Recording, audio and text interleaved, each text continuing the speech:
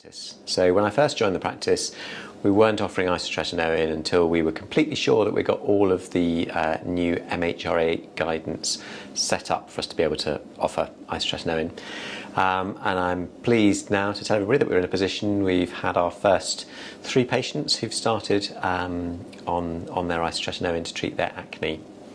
So for those people that don't know very much about isotretinoin, it's a very effective drug that's been around probably for about 40 years now for treating acne, and it's one of the only acne treatments that we've got that can cure acne, often in about 70% of cases.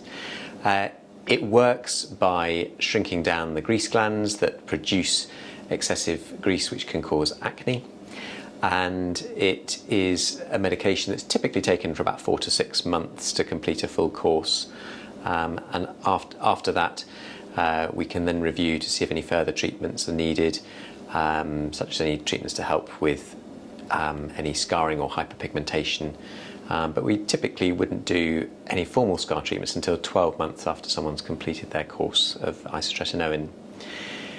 The medication is typically taken, as I said, for about 4 to 6 months.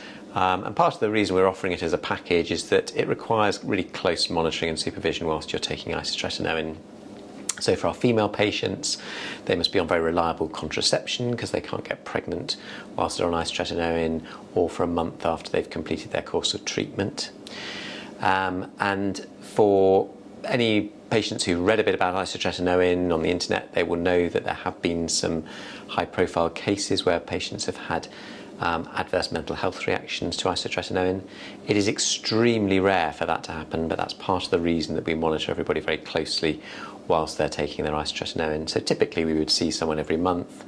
They would also have access to the urgent inquiry line and email if they were having any problems during the course of their treatment. Blood tests are required through the treatment to make sure that it's not having any adverse effect on the liver. And in our female patients, we also undertake a pregnancy test every month to make sure that we're not putting anybody at risk.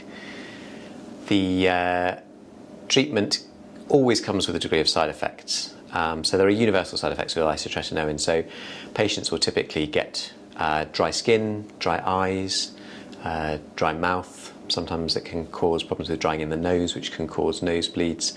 So those are almost universal side effects, but we can often counteract those with using lip balms, eye drops, and ways to sort of mitigate those symptoms. Sometimes people can experience a bit of muscle aching whilst they're on the treatment, and so particularly for people who are involved in sport or in sports teams, we'll often take the course a bit more slowly, and so we'll just reduce the dose down so that they don't get so much in the way of those side effects. Occasionally there have been reports of sexual dysfunction, so we'll also ask about that during the course of treatment. And we also like to monitor people with sort of serial photography so that they can see the progress that they're making with their improvement in their skin.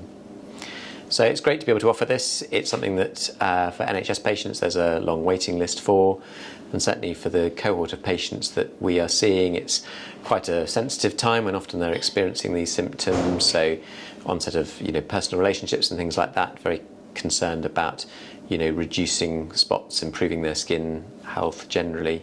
And it's a really effective treatment. So if anybody wants to come along and have a conversation about whether they'd be suitable, we'd be very happy to see you.